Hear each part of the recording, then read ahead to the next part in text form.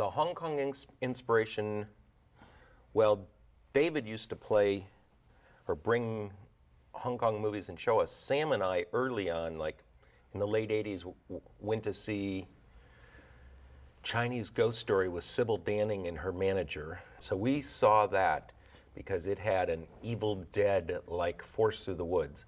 And then a couple years later, a guy, Chris Lee, showed us a movie, The Killer, that John Woo directed. Said, we want you guys to do the American remake. We went, we can't do a better movie than that, but we should do a movie with him, and kind of, that's how we did Hard Target, and which you were briefly a part of. I was, yes. And which was a great experience. I got to storyboard John Woo's first American picture. I had storyboarded so many films, it was rare that I got to work with a director that actually I could learn something from. Most of the people I was working with, John aside, Sam aside, were people were doing their first film and had no idea what they were doing, and the producer would take me aside and say, try to help him out and try to tell him how to do this right. So it was great working with John because he had it all down to such a science. Her courage will change the world. I think Xena was born out of a bunch of things. Mainly, for years, I had always wanted to do a female action TV show or female action superhero, and I could only think in the limited terms of Wonder Woman and Charlie's Angels and those kind of things, and that didn't seem fresh or interesting. And it was upon seeing probably even the conflicted character in Chinese Ghost Story, they went, oh, what if you had a bad woman?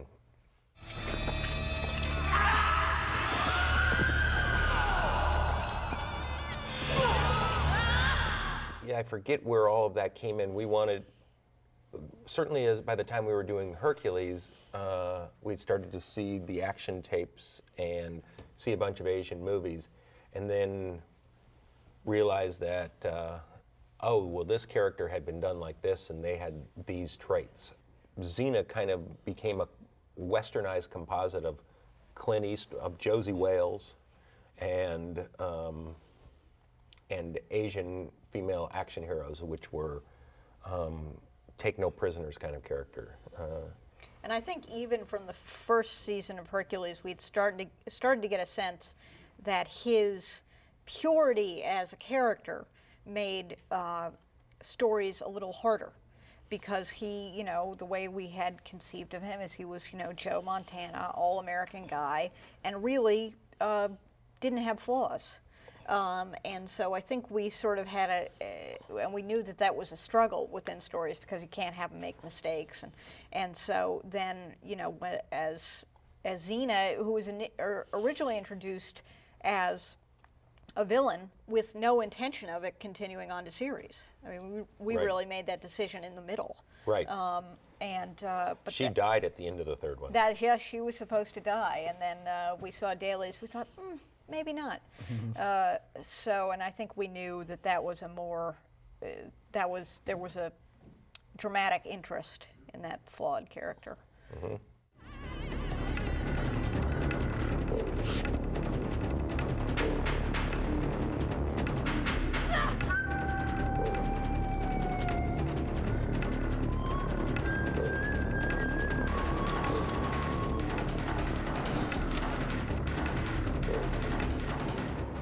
And then when we were doing Hercules, we did the first Hercules and the Amazon women. We had the big tree attack scene. Yeah.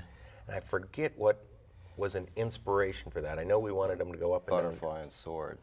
Butterfly and sword. Butterfly and sword.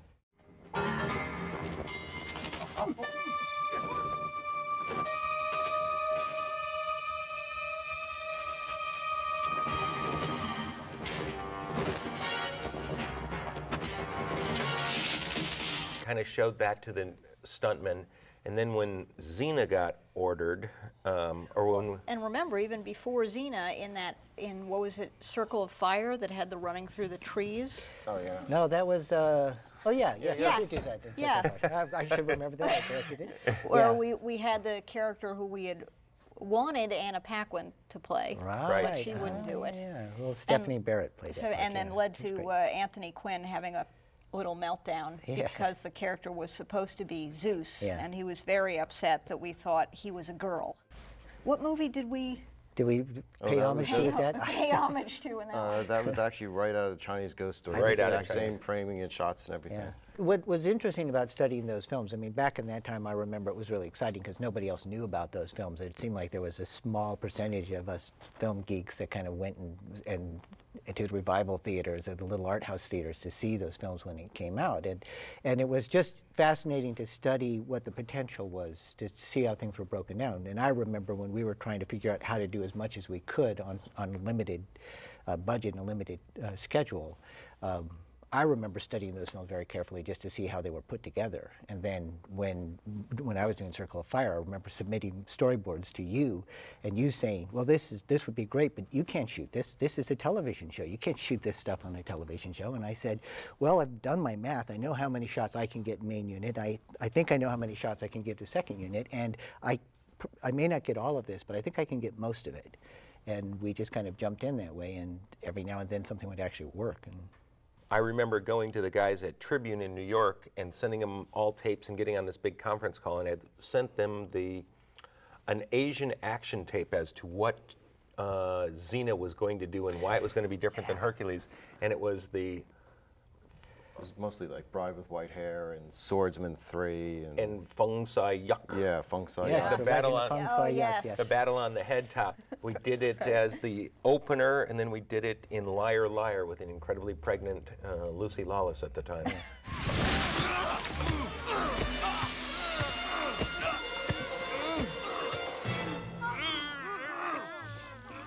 Come on, Xena, walk on me. You can have my shoulders. I'll help you, Xena. The Legend of Feng Sai Yuk was like a film I loved, and I had gone to see it down in Santa Monica at some point. And so I remember you came to me and said, because you knew I'd seen it, and we had talked about it, and said, "What do you think about if we pay homage to that in the pilot?" And I said, "Yeah, sure, why not?" But then there was the practical thing that the studio was so short, we had to have everyone kneel down for bits and pieces of all the second unit. Oh, yeah. Of course, when we started out with Xena was supposed to be the poorer cousin of Hercules, and we were going to shoot it in 17 millimeter. And the whole idea about emphasizing the Hong Kong action was because we couldn't afford visual effects. So all of the effects we were going to do were all going to be in camera, and everything was going to be shot in 16 millimeter, and we weren't going to do any composites except, well, then I think we ended up having just 1 or 2 composites in the beginning, and that quickly fell away. Yeah, and there was something about Xena that it always lend itself more to that kind of sort of the wire work and the high-flying stuff than Hercules is such a big, brawny guy. For some reason, he wasn't believable flying around, but for Xena, you sort of got it. Of course, again, it was something that we felt was sort of like our private reservoir that we were going to drink from. I remember when Crouching Tiger, Hidden Dragon came out, and suddenly I felt like it lost its virginity. It's like suddenly everybody knew about it. Everybody. And everybody was going, "Hey, wow, did you see this great new style of Right. doing action?" We're like, What was also interesting was the back and forth relationship of it. This was more modern stuff, but isn't there a story, Rob, about that you guys, when you did Darkman, had the great helicopter stuff when he's hanging from the helicopter, and then there's a great Jackie Chan movie called Super Cop, which takes that helicopter stuff to the next level, and apparently they had Darkman on the set, and we're looking at that stuff.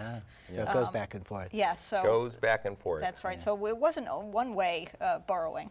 shall we say. The one thing that we had that was different, though, on Hercules and Xena, which maybe because we didn't know any better when we were starting off, we were all pretty fresh with television, is that we had a full-time second unit. We had a full-time second unit, and that really, nobody has that pretty much in television. And that really was the difference in allowing just the coverage, the amount of shots to tell the story. But it was hard to get a lot of TV directors to actually embrace it because they didn't want to give their power away. And yet, if you had an 8-day shoot of main unit and you had an 8-day shoot of second unit, then you had a 16-day shoot, which is incredible for television if you employed it. And so it was always surprising to us how hard it was to get other directors to embrace it. And it really, over time, there were certain people who worked best in that system. Yourself, T.J. Scott, eventually some of the Kiwi directors, Michael Hurst, and people who understood what material they needed to shoot and what they could leave behind and trust the second unit. Well, so something I'm interested about, because I understood how I did it when I was doing action, because I would design the sequence and I would draw it up and I would say, Right. I'm going to direct this, you're going to direct this, and it has to fit in between these two shots. But how did the other directors that didn't draw their own storyboards design the sequences? There were key directors over time that learned how to utilize that system, utilize what second unit had to offer. Paul Grinder and Gary Jones, but Paul was really the last 5 years. He got really good. He saw every single Hong Kong Asian movie out there. And a lot of times in prep, he would go to the directors and work with the stunt coordinator and say, well, here's what, if you just shoot this, this, and this, we'll build the rest of the sequence. Yeah. And I've sat in the editing room with a lot of directors over time going, oh my God, I can't believe, where'd that come from? You know? So there was a lot of very surprised directors, especially guys who had come from long TV histories and really not used to that. So when the stunt coordinator would say, you need this shot of her landing and doing this and exiting frame, they'd shoot that, and then they had no idea what was going on. Yeah.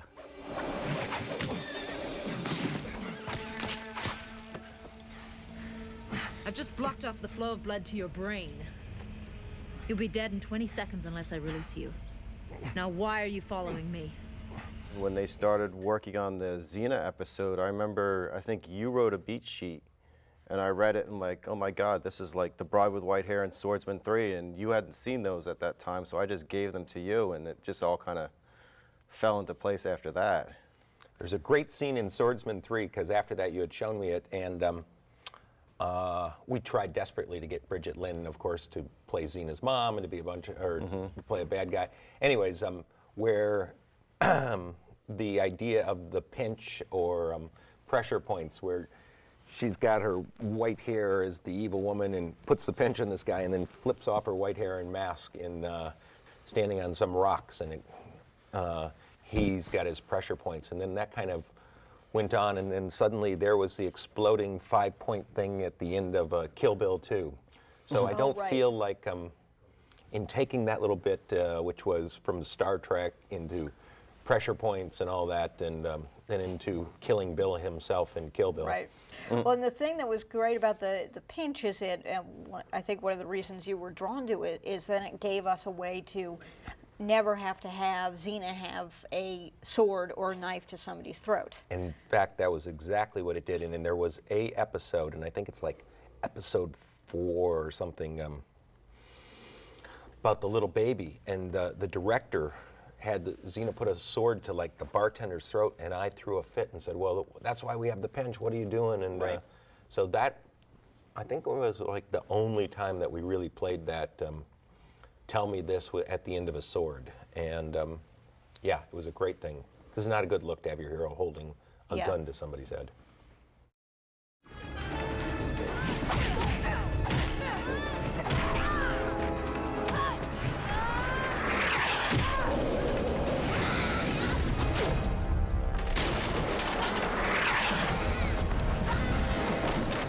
Well, I would look for Jet Li and Bridget Lynn movies, but then after that, it was just like anything I thought was cool, I would put in a clip tape and say, guys, if we can't do this, maybe if we could just get a little bit of this action sequence, it would enhance the show.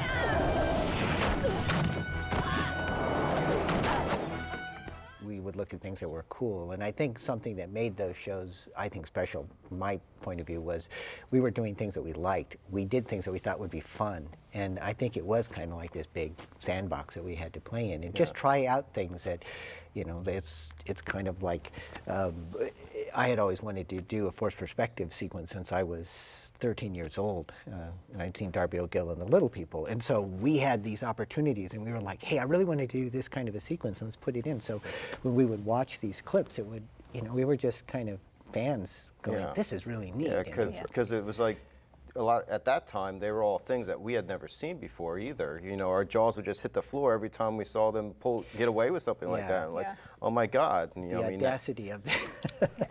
There were so many gags that I would go take the tape back to New Zealand, show the stunt coordinator and go, how do we get them to jump up and kick people in the chest? But I'd show people that and they'd go, oh, we can't do that. And then it got into redesigning harnesses, because that was the big holdback for them, is how do we get proper pick points and harnesses. And I know they even went off to Vegas to see Vegas shows to see how they were doing harness gags and those, because it's all about where do you suspend a person. And then it became kind of a science of scheduling. Like you knew you couldn't put your lead actor or actress in a harness, or if you did, that you were sacrificing a lot of other stuff that you could get for the amount of time it took to do that.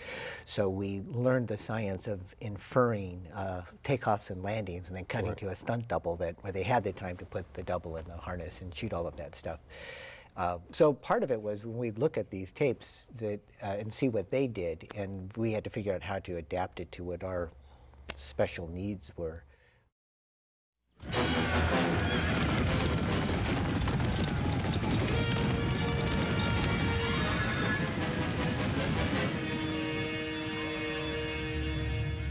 Yeah, you built the whole episode around that one fight sequence. Ashes of Time was a big visual influence. All those spinning bird cages, I think, were in the depths as she went in.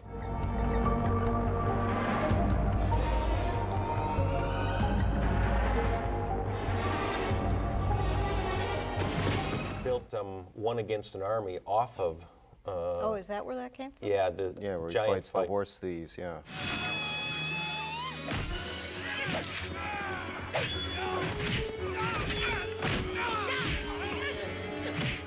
And then it's like the leader of the gang, you know, comes and cuts him in the throat. And there was that one sequence after that fight sequence where they come and they're looking at all the bodies.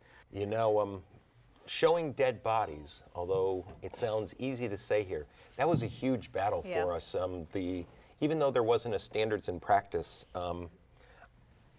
what some of the executives said, there's 3 things you can't do. You can't do this, you can't kill kids, you can't kill mothers, you can't, so... Didn't we violate all of those in the opening of Callisto alone? And TJ Scott was the recipient of that information. TJ, we can't do that. And he went, okay, watch. So there's a kid lying there, and you go, well, is his eyes open? Is he dead, or is he pretending to be dead? And I had that discussion with our executive at the time. I said, no, he's alive. He's just hiding. Yeah.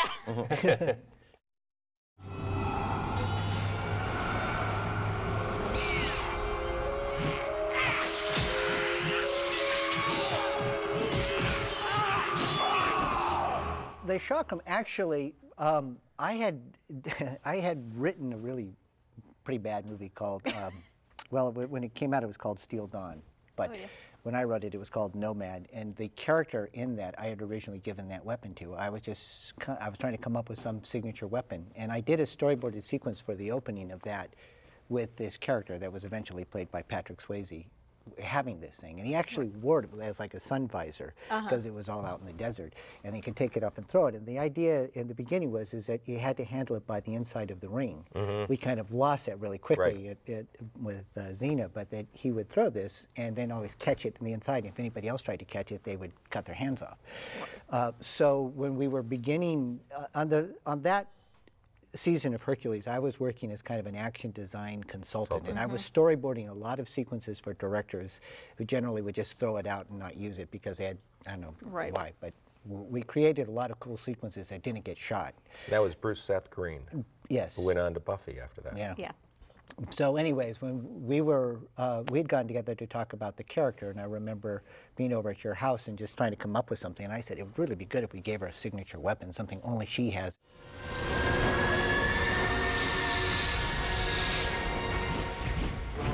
And then it was there's a book that 500 weapons or something that we used to have. And that's where the name Chakram came from. And it sort of became a thinner thing than I had It was either going to be that or Death Frisbee, and Chakram sounded a little more classic. That's right. No, Death Frisbee has certain marketing possibilities. Exactly. But it really is it was a Persian weapon. Right. Yeah. It's in the 500 weapons to kill your neighbor with. Yeah. You work at a great place when there's a book of 500 weapons.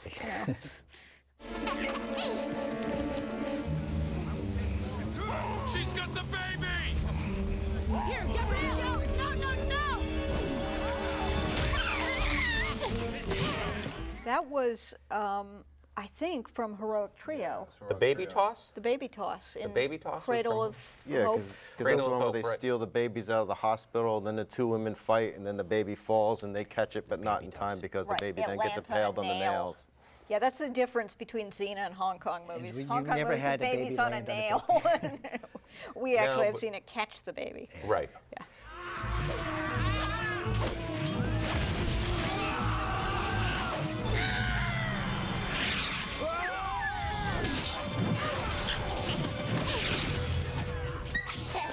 And then the baby toss itself repeated itself numerous times in various incarnations over blades, over this or that. But, Right. But the actual tossing around, I think, was just the Cradle of Hope.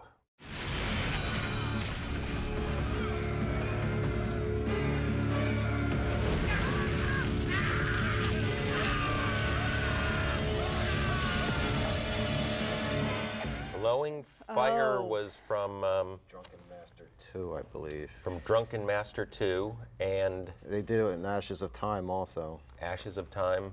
Glowing Fire was cool. Eric Grundeman Yeah. and he had a real problem with them. Something about it being dangerous. Yeah. Something What- about, yes, you having your female lead of the series, a Yeah, bread and have butter for the flammable whole material series, near her yes. face. I don't don't know why know. he objected to that, but You know, but And I could you always made him tell do it. Yes, and I could always tell the difference between Lucy really doing it or a Viz effect. Right. It just never felt the same. But because usually we did it and Lucy would blow it and then we'd do some sort of enhancement. But you could always tell if we did it real because you'd get that little dribble of kerosene down the chin and a bit of a burn going. Yeah, So, yeah. uh, Well, and you could just get those shots in, where it was profile, and it's so clear that it's Lucy doing it. I mean, and it just, I've never seen anything like that, I don't, in movies. we should talk about the fact that Lucy was just so great to film with, just in general. Yeah, I mean, it was fearless. She would try anything, and she was such a trooper. It was always a pleasure to direct her, and she would do as much of everything as possible, even when she was pregnant. That's right. She And was then still a trooper. And although it wasn't early on, because we kept Renee out of fights, she also was an Renee, incredible yeah. trooper, and eventually she became the master of these sides. Really? She was really good. She yeah. was great with them, and Yeah. so for the last half of season 5 and all of season 6, Yeah. she became master o' size and flipping Yeah. swords. And Renee, unlike Lucy, Renee would go and practice sai stuff Yeah. for 2 hours a day. Yeah. She'd go Really? to. I remember doing the chakram episode where we redesigned the chakram into the yin and yang chakram. There was a fight scene that Renee was going to do in the climax, and she had practiced it, and I wasn't going to film it because it was just a secondary thing.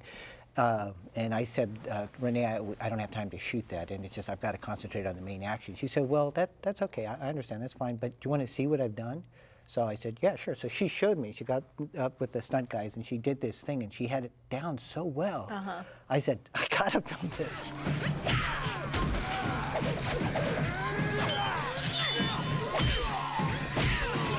So we did, and because all I had to do was just turn the cameras on, or put 2 cameras on, and we shot it, and had it to cut away to. But she was, Renee was so disciplined and just So disciplined. She went and learned how to use that staff so well. Every day you'd go at lunch, and as I would be going to lunch, she'd be off on the side rehearsing her staff moves with the stunties and that. And she was dedicated to getting it as good physically as she could. And Lucy was all about selling it. Right. I'll do anything I can sell it. I mean, Yeah, but the 2 of them together was really, for a director, they were a dream team to work with.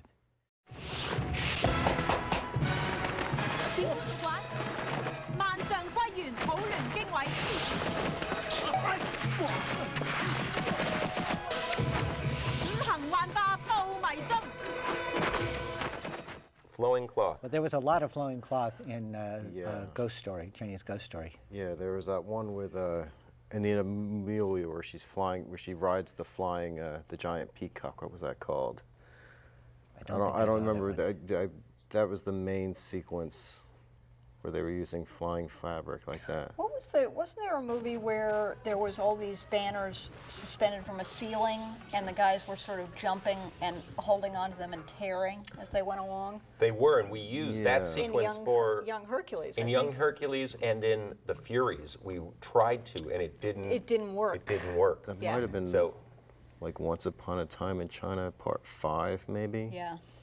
There But- was also the great, what was the great gag with the wet cloth into Oh, the yeah. staff? Yeah, that was from Once Upon a Time in China, Part 2. Yeah, that was really cool. yeah.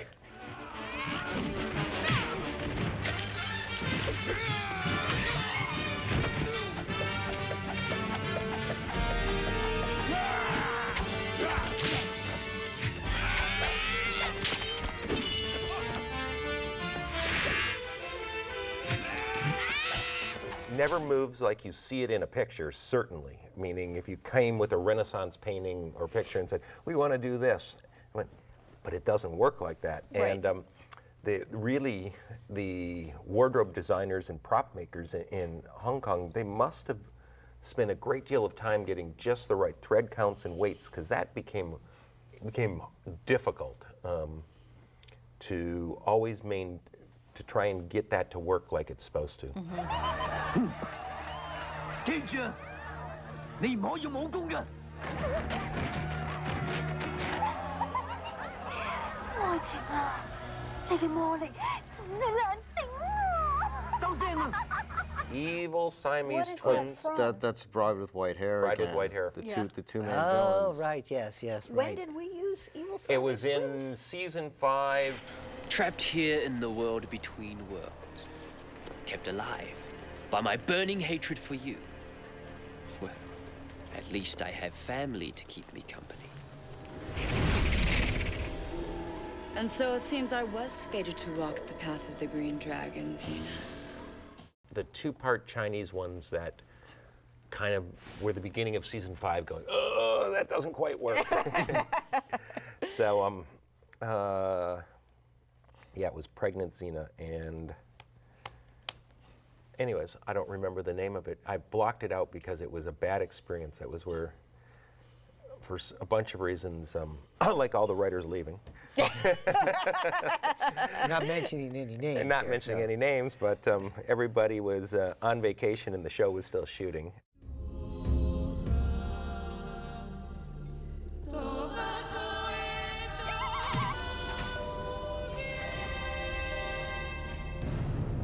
The gauntlet scene in the gauntlet was incredibly successful. Too successful. Too That was successful. It was.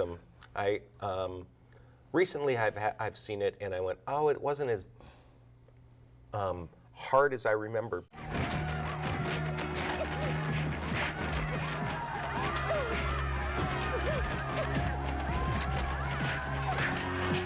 It was taken from Bride with White Hair, and the one thing that we wanted to do that they couldn't do in New Zealand, and they went back and tried it, and it just looked hokey, was she's supposed to be walking on hot coals across this, and that's what they did in Bride with White Hair, and never got it to be believable.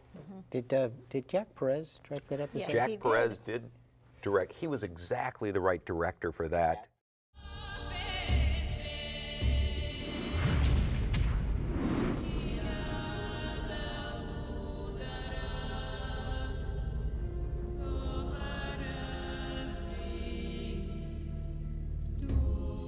Our ad for Nicole Simpson?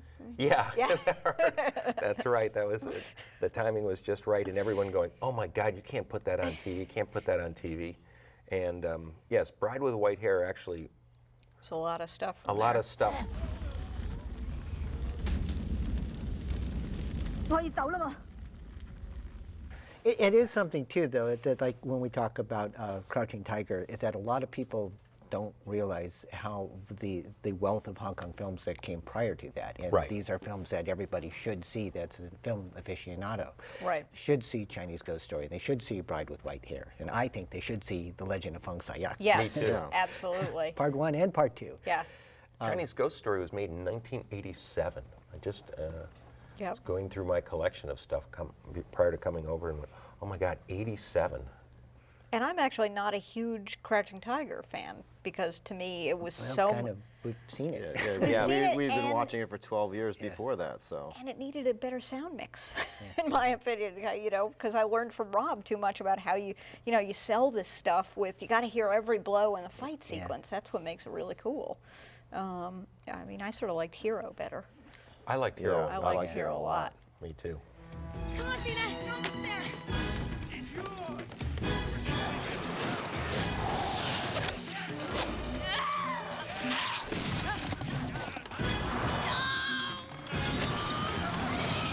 The latter fight, go I ahead. think that was great. I love that sequence. That was T.J. Scott. T.J. Scott did that.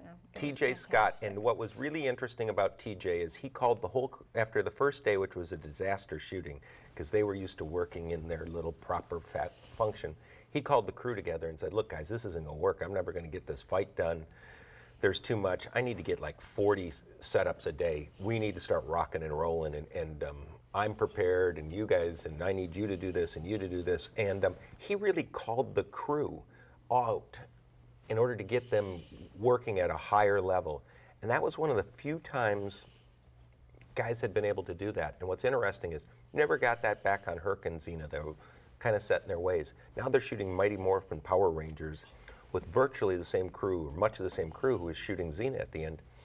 And the second unit on that, which is Japanese run, they're shooting 100 setups a day. Wow. Just running and gunning, no masters, no coverage, and they go, okay, this now, and okay, go, and they're off. And well, when we did start shooting Xena, though, I know we were getting much more coverage than Hercules was at the time. Yes. We were going faster than we had ever gone before. Yeah, well, that and the 16 millimeter package helped with that. Yeah, 16 was faster. I mean, in some ways, I love, those early episodes of Xena are my favorite, and I really think a lot of it is because of the 16.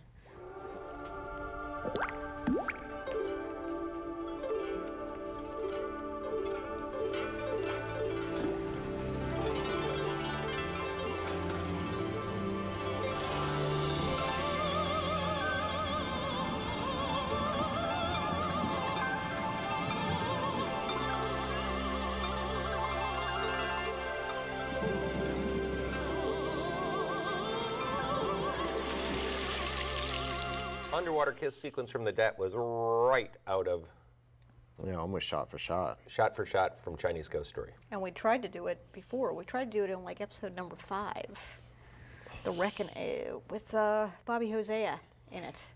Pass Not Taken. Yeah, we had it written in there, and then it didn't live. It didn't live. It lived at the right place. Yeah.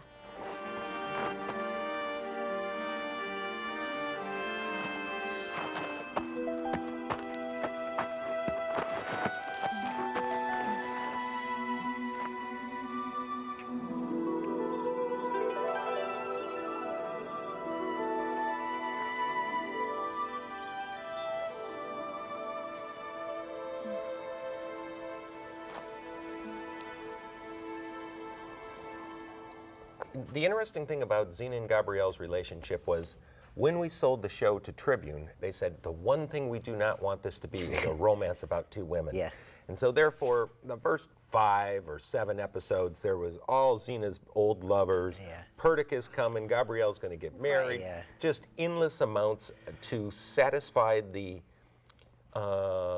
syndicate, our partners in some regard, their request that this be a show about 2 women on the road and not about 2 women in a romantic relationship. And we never felt that we wrote to that until fans really started to pick up on it and see things that we had never really intended. Right.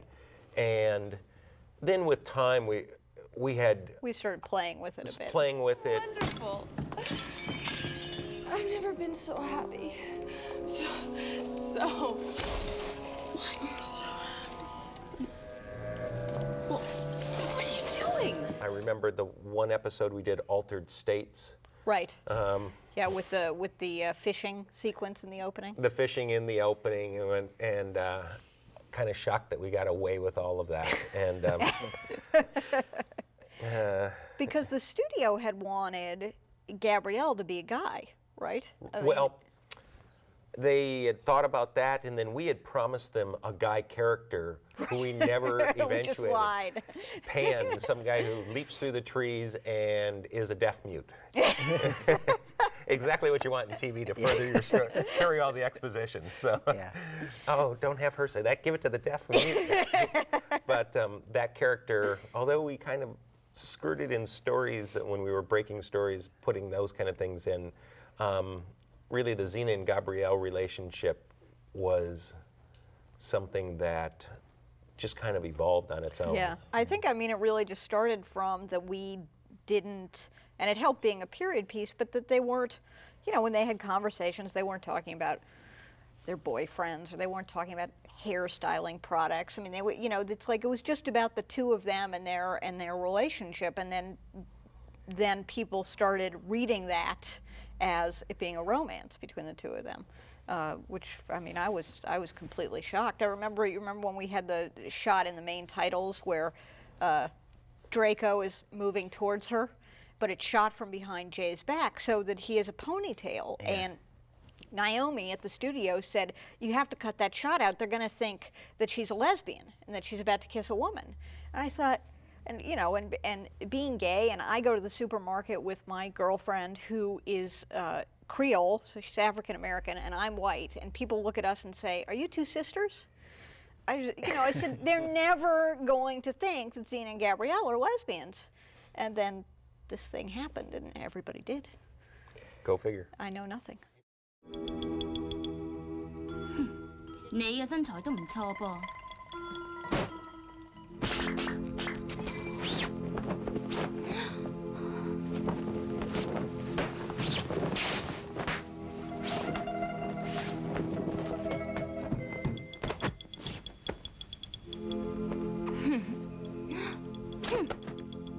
你都有兩分知識啊！ The clothes stealing? Geez, David, do you remember? It worked really well in the Xena. I just don't remember how well it worked in. I think it worked fine in both of them, really.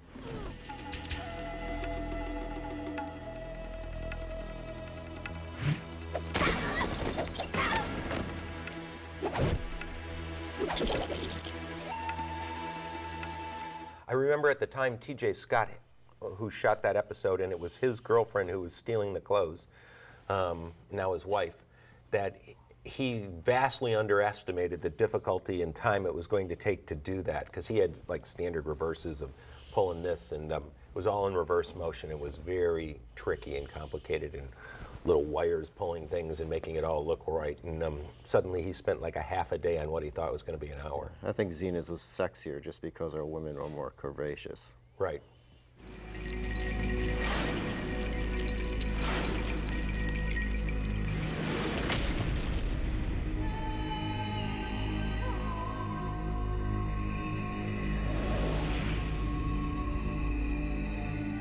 Right out of Swordsman 3. Swordsman 3.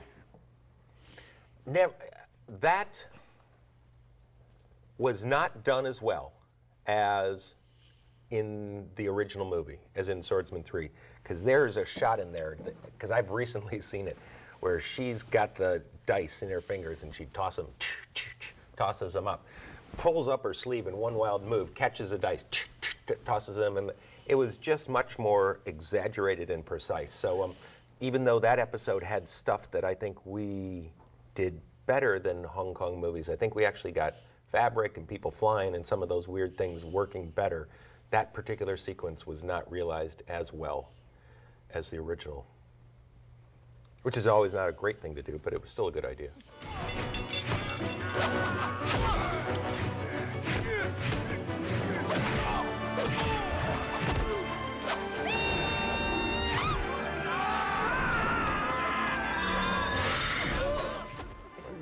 It was really interesting, and again, that for a lot of us, it was our first experience in television. Well, Hercules and Xena. I don't think we appreciated how good we had it then, because it was the only, it was like our first shows, and they were both successful. We thought, well, sure, it's always going to be like this. And we were so, relatively speaking, left alone. We were really to left do alone. what we and wanted, allowed what to. we thought was cool, And, you know? Those days are gone. Yeah. It's over, yeah. I think that a lot of us, for our experiences that we've had since then, have proven that how unique that was, and how none of us ever have an experience like that again, where we have that much freedom and have that much fun shooting something, and be able to just sit there and say, what can we do next week? What other cool thing that we haven't done yet that we want to play with? Yeah, and it's so different. It's funny because recently I was looking back at some of the old episodes, and just the show looked so great, you know, and nobody else is doing, even back then, wasn't doing anything like that. Nobody's doing sort of period fantasy on TV right now. That nothing that you look at and go and are visually excited by. I think it's part of the reason why I'm always a little less interested in sci-fi stuff, is that there's a certain cold gray palette. And you know, I mean, we went to China and India and, you know, every place imaginable, and it was just cool. Nobody does stuff like that. No, those days are gone. Those days are gone. I had no idea how good I had it. No, me neither. Yeah. I knew at the time that it wasn't going to be having more history behind me and being older. Yeah. That it wasn't going to be a situation that was going to be duplicated, and enjoyed it along. And there were a lot of people I remember down in New Zealand, people that kind of grew up on the series, because we were down there for how many years? Like 8 years. So there were a lot of people that began their filmmaking careers working on those shows and were steadily employed for 8 years, who didn't realize that one day it was going to end. And then we thought, who's going to ever shoot anything down in New Zealand after that? And then, well, yeah, now we know. We're smart enough to go, hey, that worked pretty well for them. Right.